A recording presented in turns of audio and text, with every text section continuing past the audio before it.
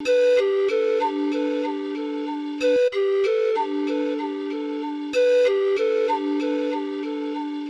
Kritika Gulyani.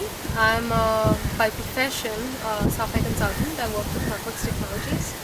Um, in my spare time, I like to cook, and I'm also an avid traveler. Basically, I come from a family of sewers.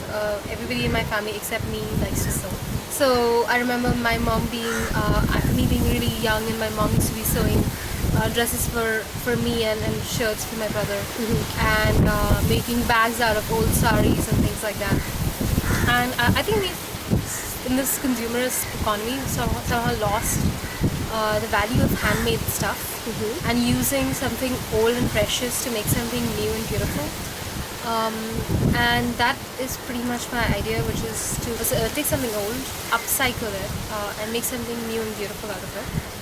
My plan is that a lot of us have old clothes, old things, old belts and shoes and whatever it is, jeans, lying around in our houses, and we don't know what to do with it except donate it to clothes donation, which is not that easy to get in most cities, because we don't know where the clothes are going. Most of the time they just take it in the name of donation, and they just go sell it. Or give it to our maids, who also we don't know if they're going to use it the way it's meant to be used. I know of instances where the maids have just taken the clothes, and if it didn't fit anyone, they just went and put it in the garbage, which just goes in the landfill. So it's just building all of this garbage and waste, and it is something that is perfectly usable and can be used. Also you have emotional attachment to a lot of, like, I have emotional attachment to my grandmother's saris that I will never part with, even though they're just sitting in my cupboard and I can do nothing about it. So my idea is to basically build a service, which I'm already working on with my mother, is to build a service that sort of comes and picks up old things from you, and ask you, what do you want to do with this? And you would say to me, okay, I have these pair of jeans that I bought. That were the first jeans that I bought, and I want to make a bag out of it.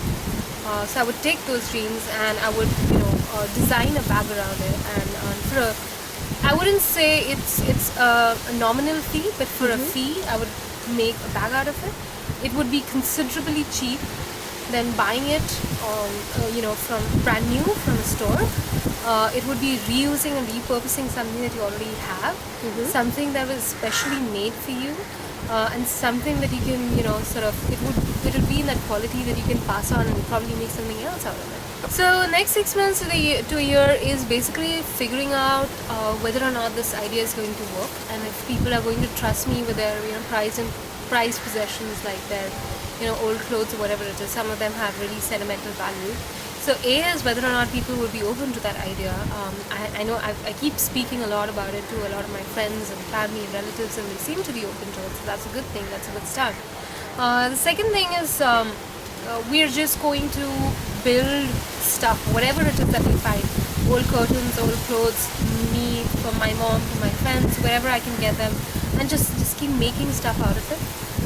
I might not sell them, I might just give them away as gifts, and sort of figure out what the feedback from that is, and what is it that works and what it is that doesn't work. That is the plan for the next 6 months, as well as trying to recruit women.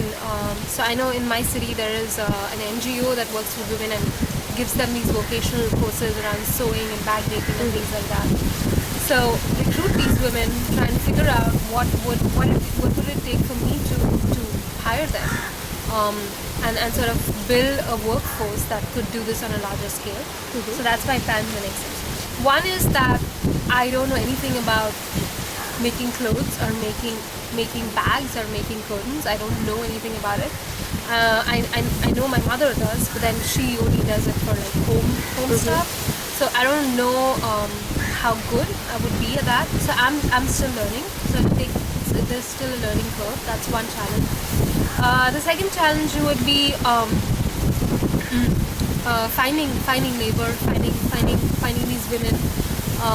I don't know where would I go to find them. I don't know if I put in time and money to train them as to what I want to do. It's possible that after 3 months they'll just not turn up, because this is still unorganized labor, and there's no way, I don't have a contract with them or anything of that sort. those are the two biggest challenges. I don't believe creating a market and reaching out to people is a challenge at all right now, because I know there's a market for it. I know everybody, all of us face this problem.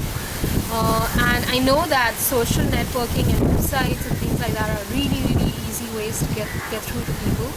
So I'm not so concerned about those parts. It's mostly the labor and getting the skill to do stuff like this. Yeah.